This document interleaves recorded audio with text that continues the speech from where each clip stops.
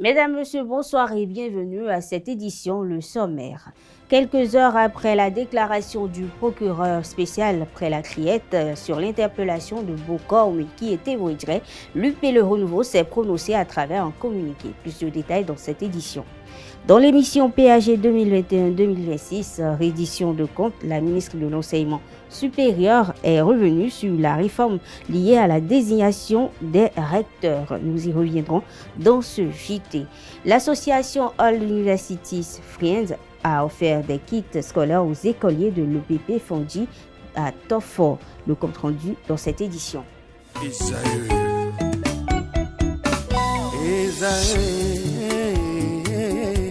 Vous recherchez une école de référence pour une double formation universitaire et professionnelle de qualité? Voici l'opportunité à ne pas rater. L'École supérieure d'administration, d'économie, de journalisme et des métiers de l'audiovisuel ESAE vous offre des programmes d'enseignement en licence et en master orientés vers l'emploi qui font d'elle une référence à travers les filières de l'administration générale et territoriale, l'administration du travail et de la sécurité sociale, droit, diplomatie et relations internationales, administration hospitalière, universitaire et intendance, journalisme et métiers de l'audiovisuel et toutes les filières des sciences de gestion. Une seule adresse, www.esae.bj. Rendez-vous dès maintenant sur nos campus ESAE Bedromende au numéro 90 93 65 21 ou au numéro 98 98 14 00. Paracourt sur le numéro 52 46 12 12. Aboumé-Calavi au numéro 52 88 44 44. Akpaka au numéro 52 88 33 33. ESAE, l'excellence à un nom.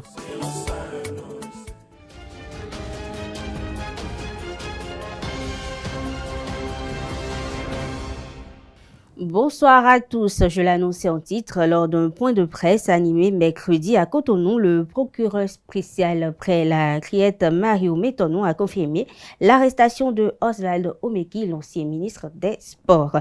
Dans un communiqué en date du même jour, mercredi 5 septembre, le parti dirigé par Joseph Diogbenou, UPR Le Renouveau, a pris ses distances avec Omeki, un de ses membres fondateurs. Les faits rapportés et les accusations portées contre le mis en cause sont suffisamment graves et contraires aux valeurs et à la ligne politique du parti, indique la formation politique à travers ce communiqué. Évitant ces partis à la sérénité, le plus grand parti du Bénin, le parti réaffirme son soutien indéfectible au chef de l'État, Patrice Talon, et son détachement aux principes fondamentaux de la démocratie, de l'État de droit et au respect des institutions républicaines.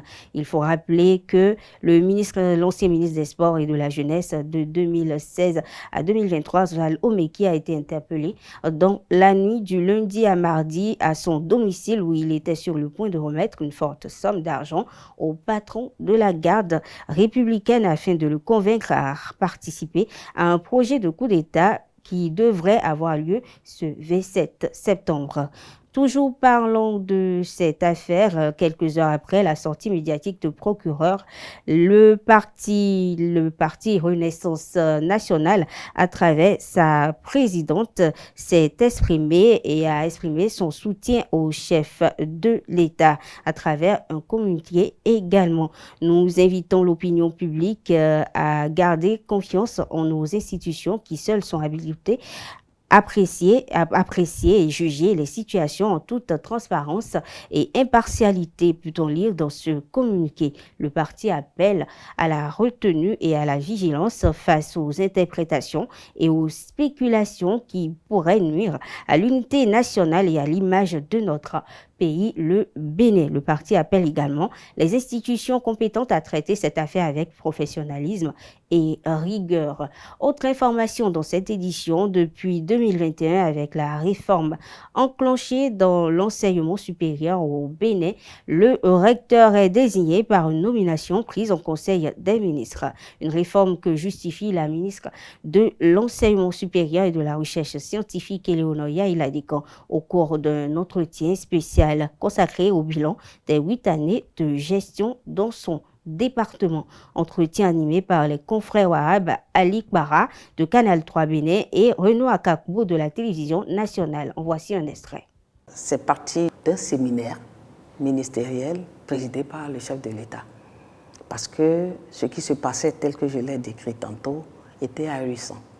Et il fallait se rassurer de ce que les responsables des universités ont la bonne compréhension de leurs responsabilités, de leur mission.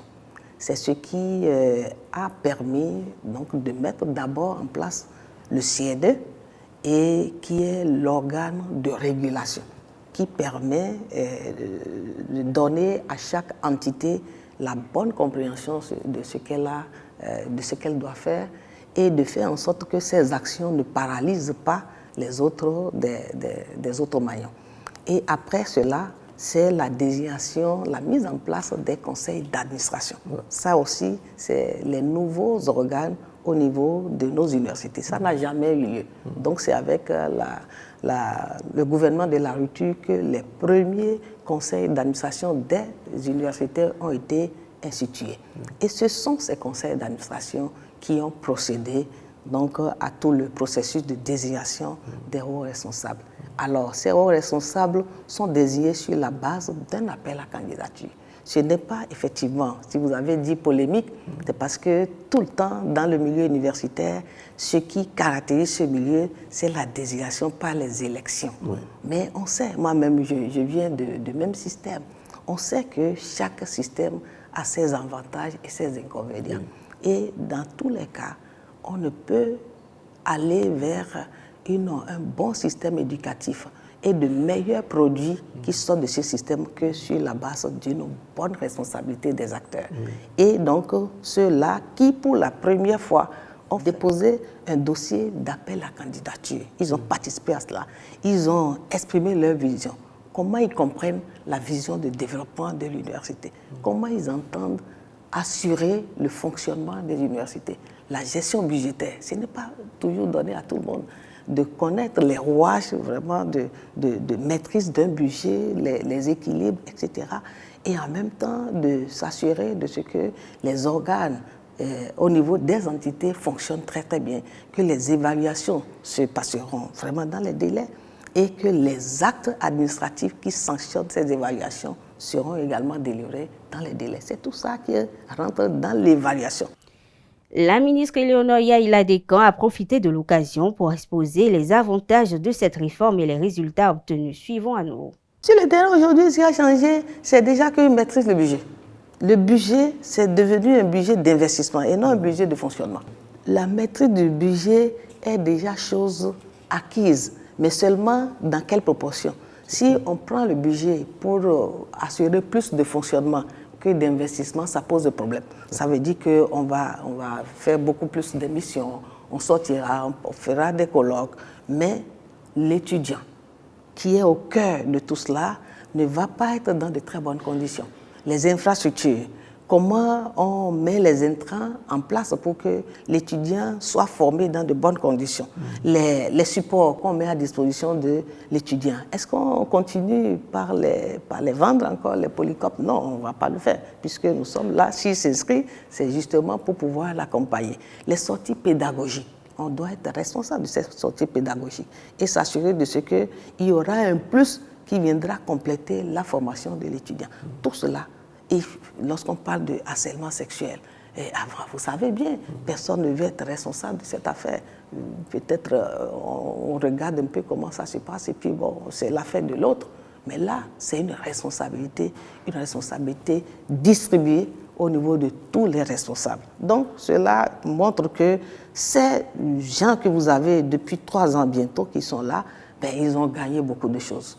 Ils ont appris beaucoup de choses et moi-même, je vois à travers comment ils se bousculent pour aller rechercher les accords. Beaucoup d'accords. Parce que sur le volet coopération, eh bien, il faut aller compléter les ressources de l'État et développer des programmes qui permettent aux apprenants de pouvoir donc, se mouvoir un peu et d'aller donc compléter leur. La coopération internationale est une collaboration entre plusieurs pays sur un sujet donné. Cette collaboration peut s'exercer dans différents domaines tels que la politique, l'économie, le sport, etc. Au détour d'une conférence à l'Institution des artisans de justice et de paix, IAJP, le professeur titulaire des sciences politiques IG Kaki a expliqué les enjeux et les limites de la coopération internationale. Il est au micro de Anaël Dou. La coopération internationale vise à réduire la pauvreté. De nombreuses initiatives de coopération ont permis de réduire la pauvreté dans plusieurs régions du monde. Le Millennium Development Goal a permis d'améliorer les indicateurs tels que la réduction de l'extrême pauvreté et l'accès à l'éducation. Le succès des programmes de vaccination sous l'égide de l'Organisation mondiale de la santé ont permis de réduire la mortalité infantile dans plusieurs pays en développement. La coopération internationale est également nécessaire pour la reconstruction post-conflit. En temps de crise, catastrophe naturelle, guerre, la coopération internationale a été cruciale pour la reconstruction. Le cas du Rwanda, après le génocide, ou de la Bosnie-Herzégovine, après la guerre civile, illustre l'importance de l'aide internationale pour la stabilisation. Le transfert de technologies et de compétences est un fruit de la coopération internationale. Elle favorise le transfert de technologies, de connaissances, de savoir, permettant aux pays en développement de progresser dans divers secteurs tels que la santé, l'éducation, l'agriculture. Mais contrairement à ces ambitions, la coopération internationale présente des défaillances. Les critiques possibles à la coopération internationale. Sommet Chine-Afrique, sommet France-Afrique, sommet Russie-Afrique, sommet Corée du Sud-Afrique, sommet ACP-UE, autant de sommets pour nous développer.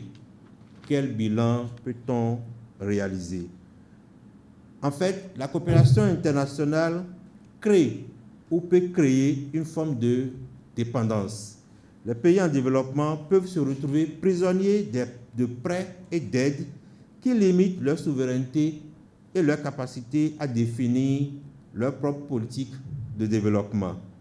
En effet, les conditionnalités imposées par certaines institutions financières comme le FMI ont souvent eu des impacts en forçant les pays à adopter des réformes d'austérité qui ont accentué la pauvreté. De même, il convient de relever le caractère parfois néocolonial de la coopération internationale. Plutôt que de favoriser un développement autonome, l'aide extérieure peut renforcer l'influence des pays donateurs sur le pays bénéficiaire, tant sur le plan politique que culturel, technologique. Mercredi 25 septembre, les membres de l'association All Universities Friends ont fait don de kits scolaires aux écoliers de l'école primaire publique Fondi dans l'arrondissement de Tofo, une activité qui est à sa deuxième édition après celle de l'EPP Tokba-Zongo, sud à Abomey-Calavi. Et voici le point signé Ola Francis Fahami. Un ouf de soulagement pour les apprenants de l'EPP Fondi. Si la rentrée scolaire constitue un véritable casse-tête chinois pour certains parents, ce ne sera pas le cas pour plus d'une centaine de parents d'élèves de l'arrondissement de Serhoué, dans la commune de Tofo. L'association All Universities Friends OUF a fait don aux écoliers de kits scolaires composés de cahiers, de stylos, de chiffons et bien d'autres. Notre objectif par rapport à ce projet, c'est d'accompagner les enfants à chaque année pour qu'ils puissent aller à l'école dans de meilleures conditions. Quand on dit meilleures conditions, c'est qu'ils ont le nécessaire. Le nécessaire, c'est les kits, les outils qu'il faut pour aller à l'école, pour ne pas avoir trop de soucis. À l'approche de chaque rentrée, les parents sont souvent soucieux de comment faire pour avoir le nécessaire pour les enfants parce que vous savez, la situation économique est un peu dure. Donc nous, notre association les accompagne juste avec le peu que nous collectons au niveau des membres de l'association, au niveau de chaque partenaire. Et nous avons choisi de venir à Serhoué, EPP Fondi de Serhoué. Vous avez vu, l'année dernière, on était à 50 apprenants Aujourd'hui, nous sommes passés de 50 apprenants à 132 apprenants. C'est pas petit, c'est pas aussi beaucoup. Ils sont ici au nombre de 132, venus des 4 groupes d'enseignement qu'abrite le PP Fandji pour recevoir les kits offerts par les membres de l'association Aude Universities Friends. Nous tenons à vous féliciter pour votre engagement à notre endroit. Nous vous encourageons à persévérer dans cette voie.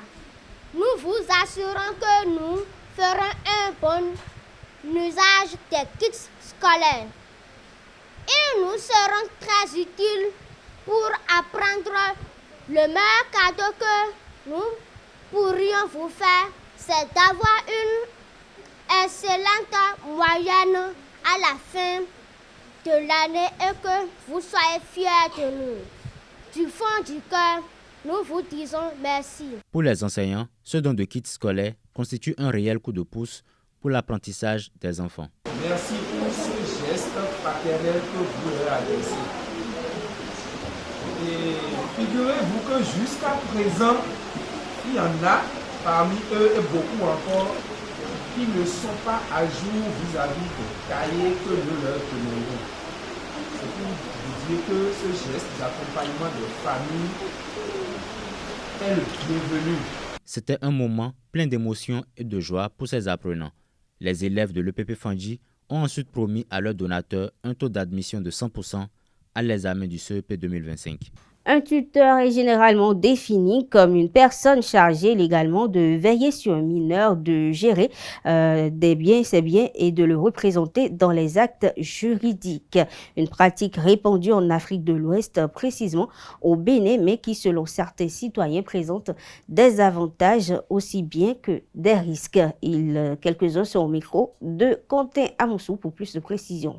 Avant, si vous voulez bénéficier de votre enfant, qu'il sort quelque chose, on le déplace un peu vers les cousins, tutris, patati et patata. Et là, il va bien travailler. Mais aujourd'hui, ça ne se fait plus. Les gens refusent maintenant, ils préfèrent garder leur propre enfant à cause de certaines maltraitances. Il y a des gens qui sont corrects, honnêtes, des tuteurs qui sont corrects, honnêtes, mais il y a parfois comme ça, il y a des gens qui ne sont pas corrects. Tu vas envoyer ton enfant là-bas, bon, il sera découragé. Parce que toi, papa, là, tel que tu entretiens ton enfant, l'autre ne peut pas l'entretenir comme ça. Quelque part, c'est bon, ça éduque. Oui, c'est bon parce que l'enfant aura une autre éducation. Chez toi, c'est une autre éducation.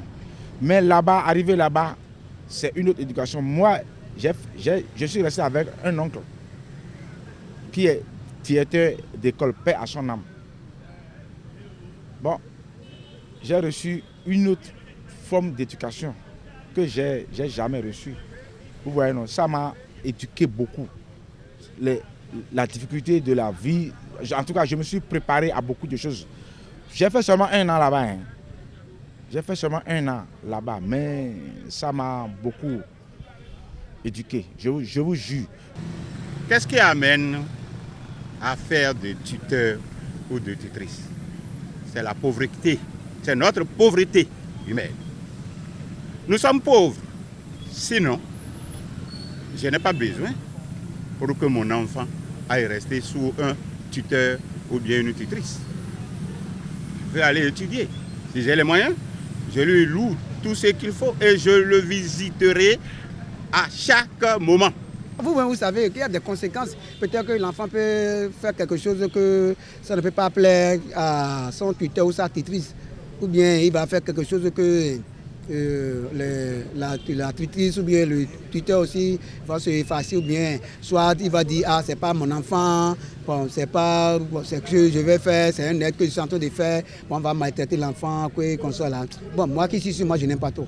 Moi je n'aime pas que mes enfants me laissent. C'est très bon. D'autres disent que les enfants sont maltraités. Non, tout ça, là, ça rentre dans l'éducation. Ce n'est pas affaire de maltraiter. Non, non, non. C'est une autre forme d'éducation. Il faut connaître. Tu es avec tes parents là.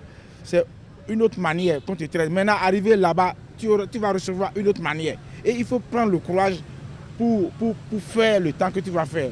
Tu recueillir ou bien tu vas apprendre quelque chose dans cet endroit que tu es allé habiter, très, très sûr. Sinon avant, tout le monde envoie leurs enfants chez leurs frères ou bien chez leurs tuteurs. Et surtout que si vous n'avez pas la chance, vous allez partir tomber sur quelqu'un qui ne vous aime pas. Et que c'est à cause des moyens que vous n'avez pas et vous croyez que votre enfant, votre frère est citadin, il est en ville, je peux envoyer ma fille chez lui et puis elle va profiter pour apprendre, vous vous trompez.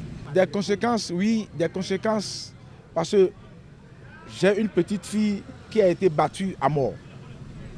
Une petite fille, une fille très très intelligente. À l'école, elle est toujours la première. Elle est toujours la première dans toutes les épreuves, même dans quoi.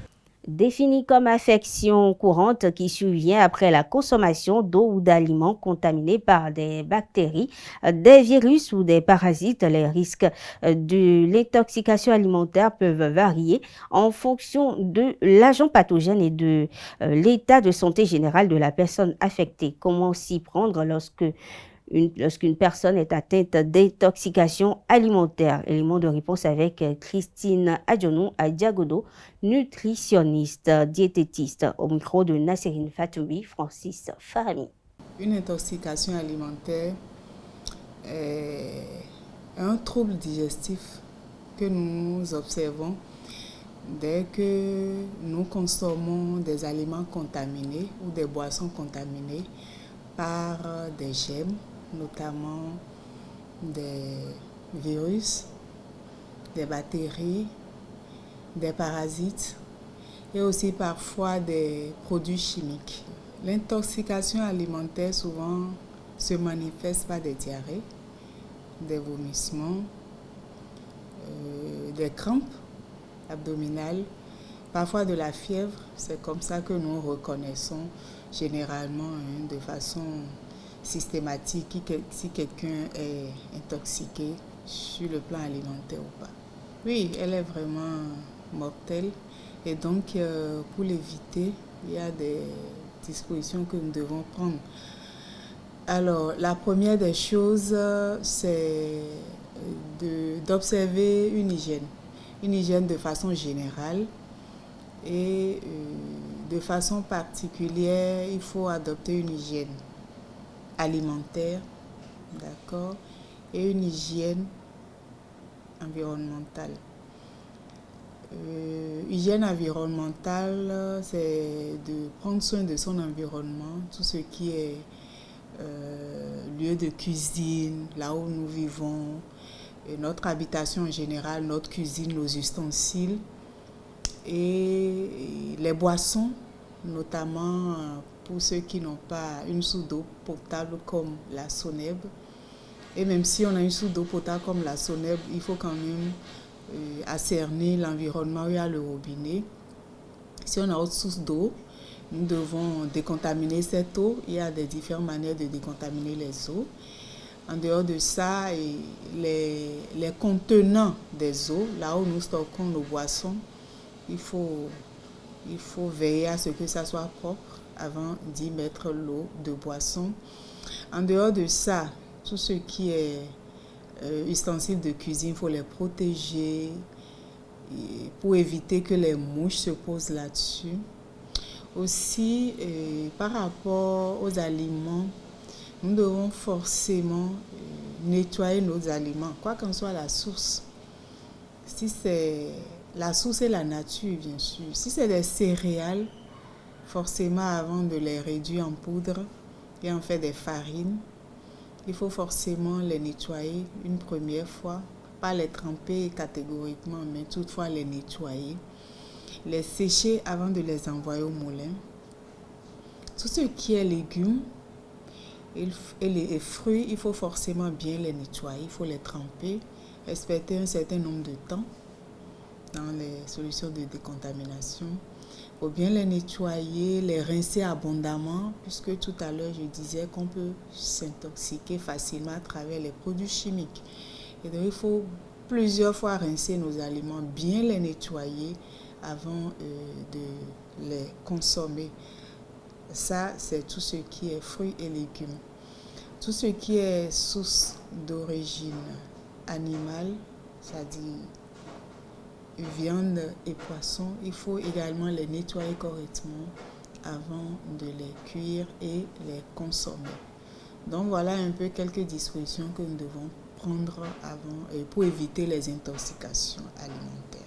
Actualité hors de nos frontières à présent, à Madagascar, les aspirants maires et conseillers municipaux n'ont plus que quelques heures pour boucler leur dossier de candidature. Mais le suspense reste entier dans plusieurs communes, dont Antananarivo, la capitale, où ni l'opposition, ni le parti du pouvoir n'ont présenté officiellement leurs champions. Les autres grandes villes du pays clés donc pour le scrutin du 11 décembre prochain seront aussi scruté de près. L'opposition, comme une partie de la société civile, dénonce des manœuvres faites pour compliquer les candidatures, voire écarter des opposants de la course.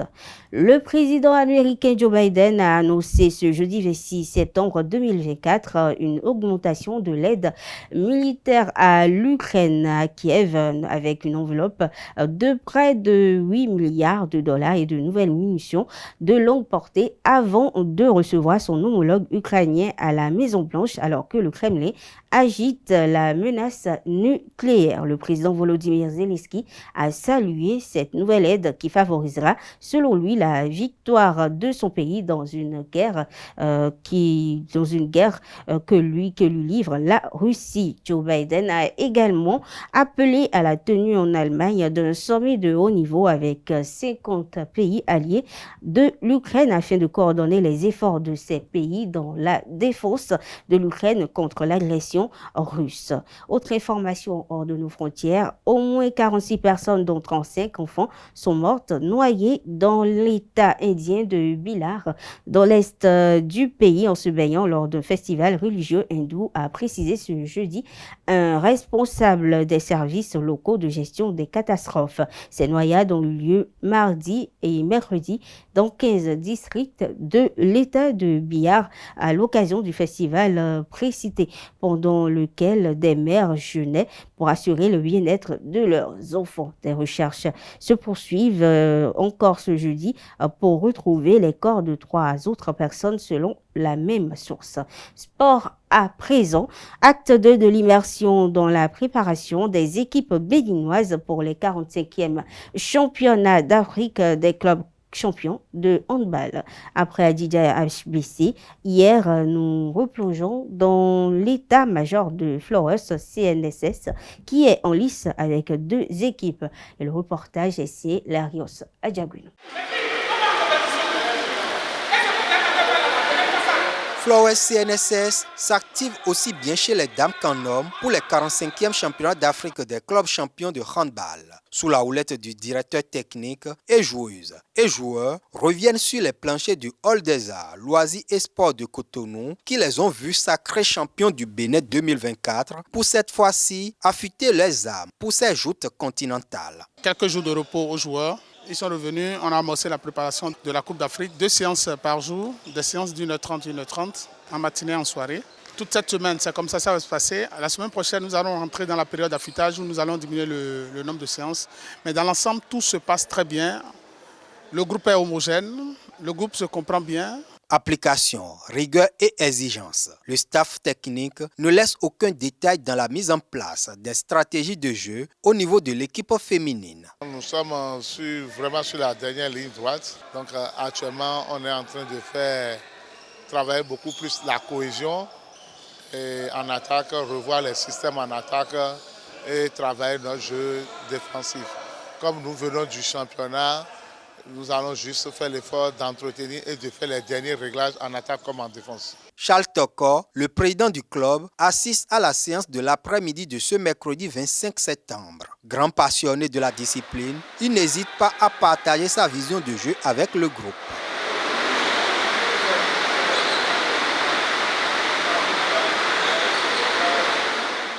En cette première semaine de préparation, le staff met l'accent sur la condition physique chez les hommes. Milado, tu es en retard. Oh.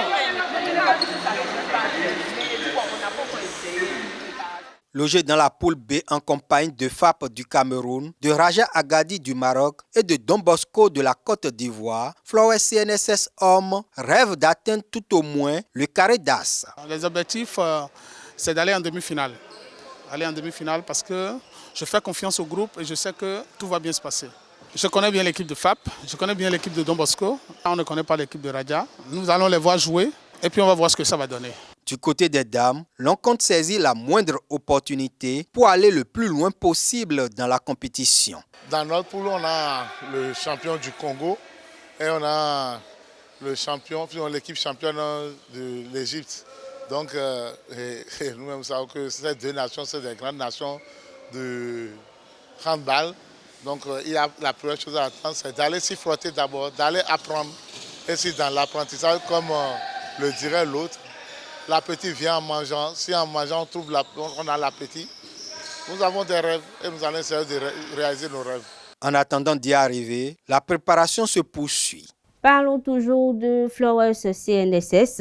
Sidikou Karimou, président de la Fédération béninoise de handball, est allé cet après-midi booster le moral des joueuses et des joueurs de cette équipe. En attendant de revenir en images sur cette descente, revivez sa visite à l'équipe d'Adidja hier au hall des arts, loisirs et sports de Cotonou. Récit de Larius Adjaguelo.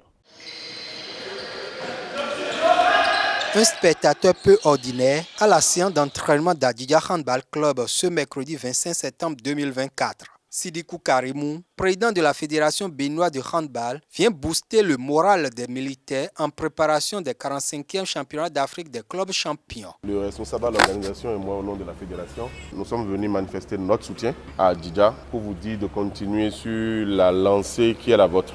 Au niveau de la fédération, nous mettrons tout en œuvre pour vous aider pour ce qui est de notre devoir, pour que vous puissiez faire plus que ce que vous avez fait à Brazzaville.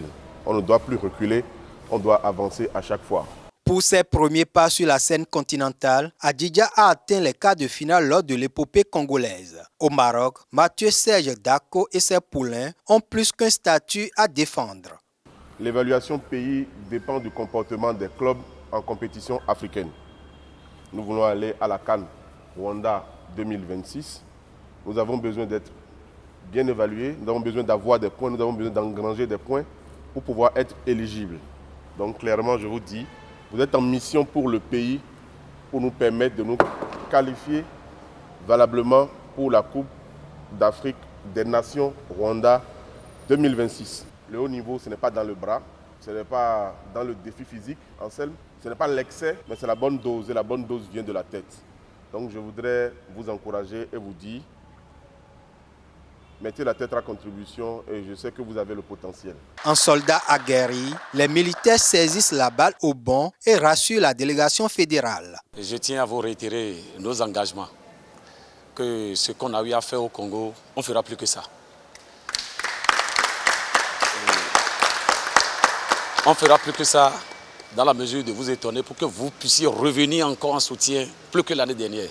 Quand vous êtes en train de faire un travail et que votre président laisse tout son agenda et vient, il n'est pas venu en éclair. Il est venu, il est resté pendant plus d'une heure à suivre ce que nous faisons, à discuter avec nous par rapport à tel ou tel joueur, par rapport à telle ou telle tactique de jeu. Nous avons discuté parce que vous savez, c'est un grand handballeur aussi et c'est un grand passionné. Et ça fait que ça ne peut que nous renforcer. Ça ne peut que nous dire de faire davantage pour mériter la présence des grands hommes. Afin de relever ce défi, l'équipe dispose encore de quelques jours pour faire les derniers réglages avant le début de la compétition le 10 octobre 2024. Mesdames, Messieurs, sur cette note sportive, on fait cette édition. Merci de l'avoir suivi. Très bonne soirée à toutes et à tous.